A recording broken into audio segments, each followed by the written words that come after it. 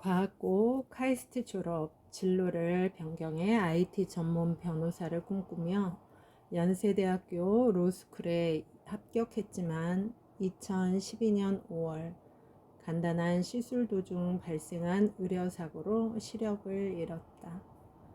힘든 상황에서도 다시 공부를 시작해 그 학기 성적 최우등상을 받았으며 성적 우등생으로 로스쿨을 졸업하고 변호사 시험에 합격했다. 이후 서울고등법원 재판연구원, 서울특별시 장애인인권센터 변호사를 거쳐 2020년 10월 신임 법관으로 임명돼 지난해 3월부터 수원지방법원 판사로 재직 중이다. 저자는 뭔가 하고 싶은 게 있으면 두려워하지 말고 도전해보라. 도전을 하고 노력해보고 안되면 그때 포기해도 늦지 않다라는 이야기를 전한다. 바꿀 수 없는 것을 받아들이다. 심리학자 엘리자베스 퀴블러 로스는 인간이 죽음을 받아들이기까지 부정, 분노, 타협, 우울, 수용의 5단계를 거친다고 말했다.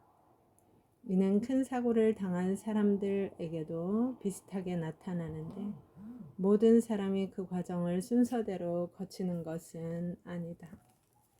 누군가에게는 순서가 바뀌어 나타나기도 하고 누군가에게는 한꺼번에 나타나기도 하며 한 단계가 여러 번 걸쳐 나타나기도 한다. 나도 그랬다. 어머니는 받아들이는데 상당한 시간이 걸렸다. 장애 등록을 하는 것조차 반대하셨다. 눈을 뜰 건데 장애 등록은 왜 하느냐는 논리였다. 등록을 하지 않으면 재활훈련을 받을 수가 없다고 하니 그제서야 마지못해 장애 등록을 신청하셨다. 아버지는 묵묵히 참아내는 것처럼 보였지만 30년 넘게 피우다 몇 년 전 힘들게 끊었던 담배를 다시 피우기 시작하셨다.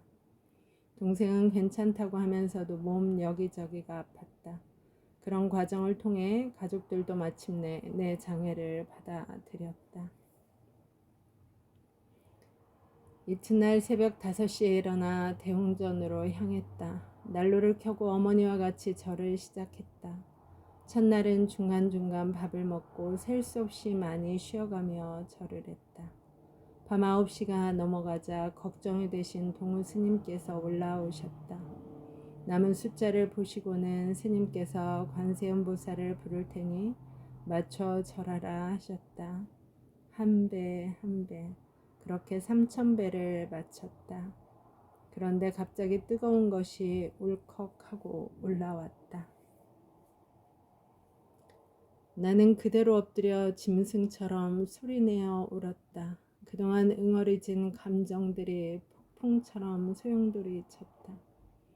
그날 나는 사고 이후 처음 울었다. 한참을 울고 나니 속이 시원했다. 울음소리가 잦아들자 스님께서 가만히 등을 쓸어주셨다. 괜찮아? 네. 힘들지? 3000배를 마치던 날 나는 새벽 3시에 일어났다. 오전 시간에 맞춰 기도를 마치고 회향을 하려면 서둘러야 했다. 그날따라 이상하게도 기운이 넘쳤다. 이 기도가 끝나면 기적처럼 눈이 보이게 될 것 같다는 느낌마저 들었다. 갈수록 절하는 움직임이 빨라졌다.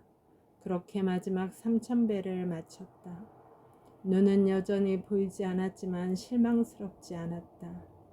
편안하고 담담했다. 스님께서는 기도를 마친 내게 말씀하셨다. 육신의 눈을 뜨지 못했지만 이제 마음의 눈을 뜬 거야. 스님 말씀은 나에게 큰 힘이 되었다. 내가 바라던 기적은 일어나지 않았지만 또 다른 기적이 이루어진 것이다. 자기에게 큰 피해를 준 사람을 용서하기란 쉽지 않다. 나라고 다를 바 없었다. 행인지 불행인지 화를 낼 기운마저 없었다. 사고 직후 속으로는 부글부글 끓었지만 그래봐야 아무 소용없다는 것도 알았다. 사고가 난 그날 밤 나는 절망과 분노와 한숨으로 밤을 지새웠다. 그러다 문득 병실 구석에 웅크린 채 잠든 의사의 존재를 알아차렸다. 저 의사도 자기가 원해서 이렇게 된 것은 아닐 텐데 새벽까지 혼자 동분서주하며 사고를 수습하려고 애쓰던 모습이 생각나 짠한 마음이 들기도 했다. 밉고 화가 나긴 하지만 그래도 자기 도리는 하는 사람이다 싶었다. 마음이 조금 누그러들었다. 남의 도움을 받는 것을 부끄러워하지 말라. 우리는 성벽을 넘어야 하는 의무를 지닌 군인이나 마찬가지이다. 부상 당했을 때 어떻게 다른 군인의 도움 없이 성벽을 오를 수 있겠는가? 마르쿠스 아우렐리우스의 명상록에는 이런 구절이 있다고 한다. 세상의 어느 누구도 인생에서 직면한 모든 문제를 풀 수 있는 능력은 없다.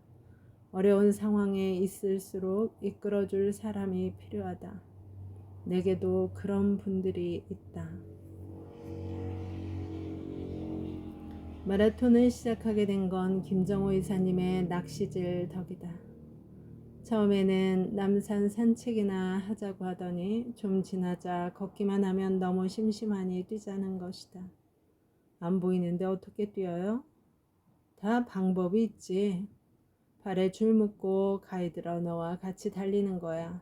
알고 보니 김정호 이사님은 프로 마라토너였다.